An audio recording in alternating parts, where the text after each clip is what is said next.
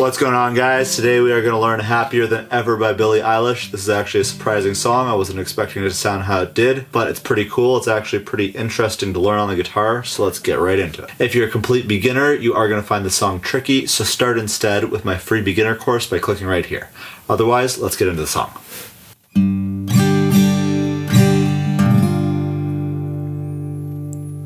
Alright, so there's the intro, and this is where we're going to start off the strumming pattern that we're going to see for most of the song. So it's going to be thumb on your bass note, and then down, up, down, up. And that's going to be on this version of a G chord, which you can see on the screen. And then you're going to switch to a G7, which is a bit of a stretch here. But you can also play that with these fingers if it's easier. So first finger on the first fret of the E string, pinky on the third fret of the B string, and then third finger on the third fret of the low E. So that or that, whichever one works for you.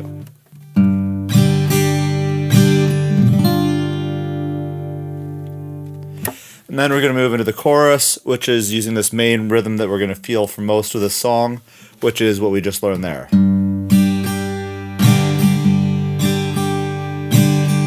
So all that is playing the bass note of each chord that we're going to be on, and then down, up, down, up. As for the timing, it's a bit of a swing rhythm, because this is kind of a 60s sounding song, so just kind of listen to my rhythm and follow along and try and replicate that, rather than trying to count this out. It'll make it a lot easier for you.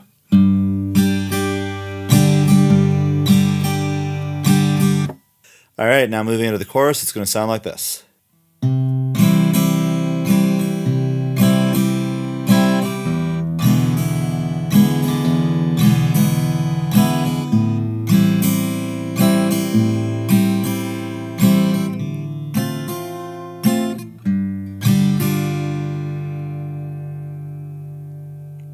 So you can hear we're using that same rhythm that we learned in the intro. It's just bass note with your thumb, and then down, up, and get that swing rhythm of just the bump, ba-dump, ba-dump, ba-dump to kind of swing you along through this whole tune. So we're going to start on a C, just our normal C, and then your bass note is going to be on the 5th string, and then you're just going to do the down, up, down, up.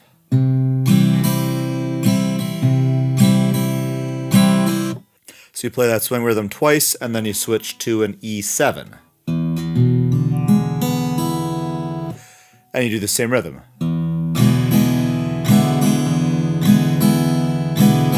Then you're going to switch to an A minor 7, which is the same fingering, just move down a string. Now your bass note is on the 5th string.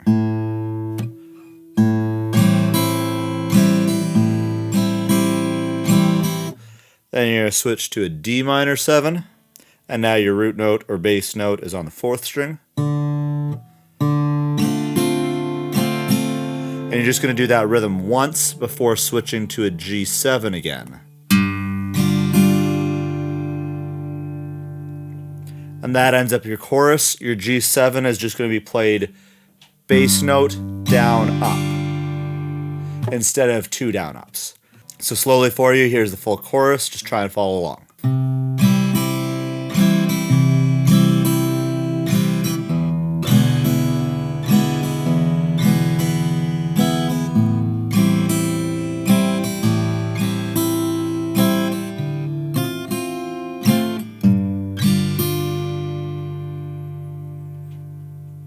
And there's the full chorus.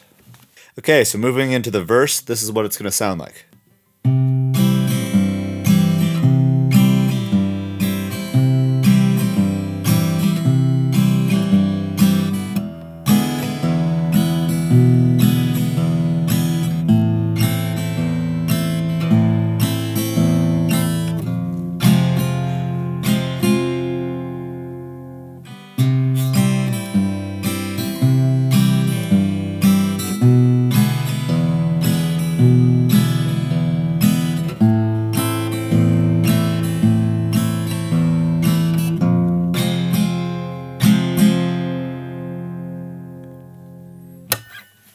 So we've changed up our rhythm here a little bit. This time we're doing this bouncy rhythm back and forth between two different strings on our bass notes.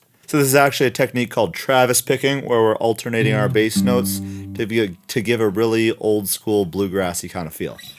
So, starting on a C chord, and you're going to do 5th string down up, then move this 3rd finger to the 6th string, and then do 6th string as your bass note. Down up. So that's what we're alternating.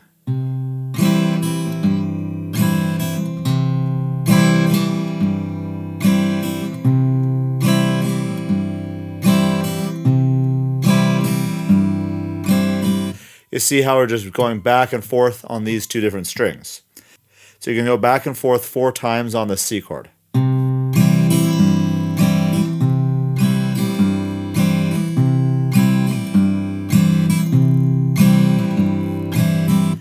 Then you're going to switch to an E7. We've already seen that one before. And you're going to do the same thing, switching between the 5th and the 6th string as your bass note, but nothing changes on the left hand this time.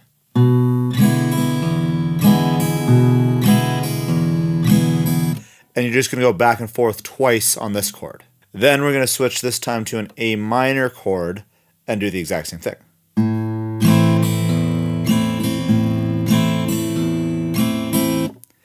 And then to end off this section, we're going to switch to an F minor. And instead of playing a Travis picking this time, we're just going to do a single bass note and then 2 down ups. So all together, this section sounds like this.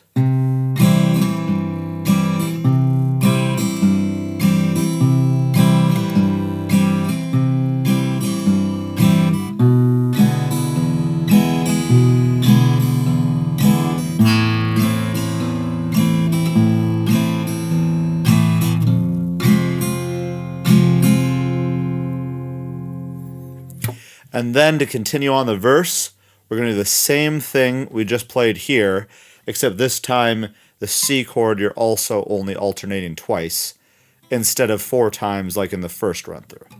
So now the second run through of this verse is just this.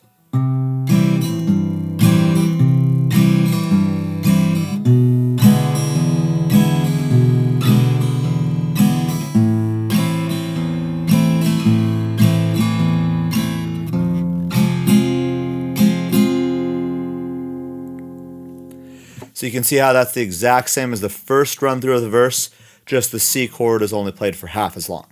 So you put those together and you have the entire verse.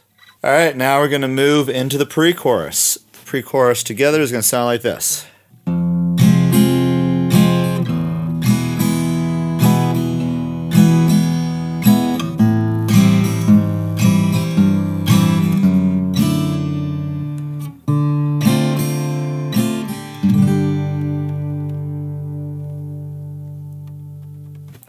So you can see the pre-chorus is actually pretty cool here. We've got a walking bass run on this A minor 7 that we'll get to in a second.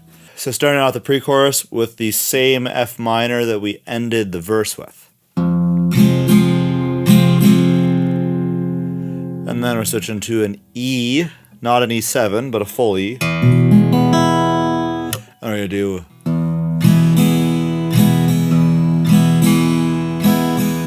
then we're going to move to an A minor 7, and we're going to do this walking bass. So we're going to do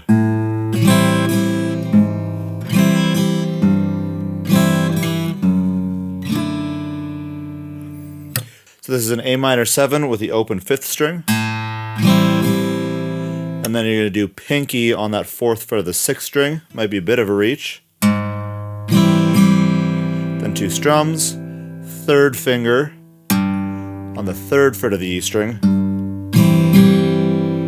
And then to end this off, you're going to switch to a D with your 1st finger on the 2nd fret of the E string, 2nd finger on the 2nd fret of the G string, and 3rd finger on the 3rd fret of the B string. And just do the bass note and a single strum. So that one's going to be a bit tricky, but you can get it with practice. Just try a little bit. It's not going to come immediately, but you will be able to get it if you just try it for a few days, so don't give up too quickly.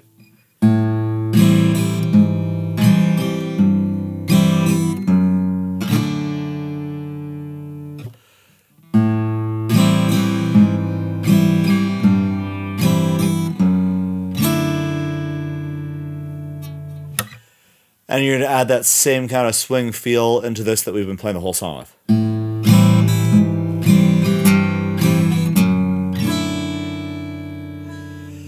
And then to end off that pre-chorus, we're going to do our same D minor 7 into our G. And that right there is a full pre-chorus. So here's the full thing slowed down for you.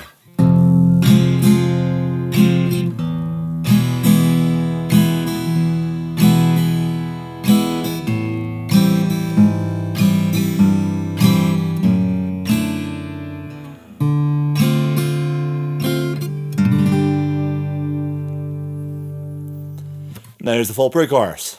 So after that, we're going to move into another chorus, which is just the same as the previous chorus, and then we're going to move into this entirely different ending section. And this ending section is just 2 minutes straight of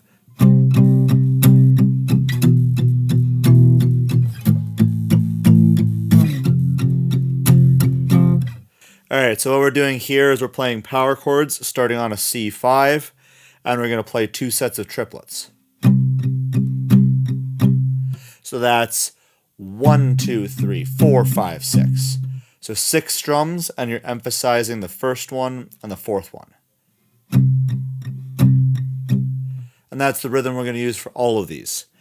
I'm also going to palm mute it to give it kind of a more subtle feel, which is just putting the side of your palm on the guitar right here, to sort of mute the strings, but not completely mute them.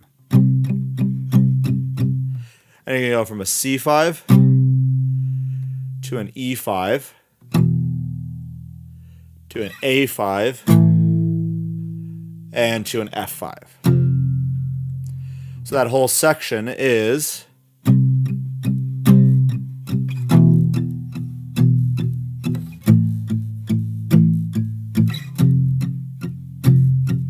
one, 2, 3, 4, 5, 6. 1, 2, 3, 4, 5, 6. 1, 2, 3, 4, 5, 6. 1, 2, 3, 4, 5, 6. And basically you're just going to repeat that for the entire rest of the song. Now, one thing you'll probably want to do is listen to the song, and in some parts it's heavier, some parts it's quieter. So take off your palm mute and just go loud and rock out for those heavier parts, and palm mute it for the softer bits. So all you're going to do when you want to go louder and heavier is just take off the palm mute and rock out.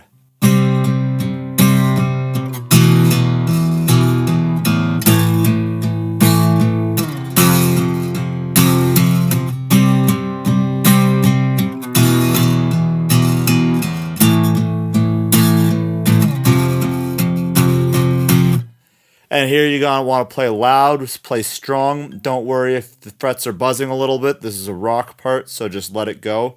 If it's a little bit messy, that's fine. That makes the song even better. So listen to the song to figure out which parts you want to palm mute versus play louder, and kind of follow the wave of that so you can follow the energy of the song. But with that, you can play all the parts of the song. And with that, you can play the entire song. I hope you liked this video. If you learned something from it, please hit that thumbs up button and say hi in the comments below. It really does make a difference. Make sure to subscribe and hit that notification bell to get my latest videos right as they're posted. And with that, I'll see you in the next video.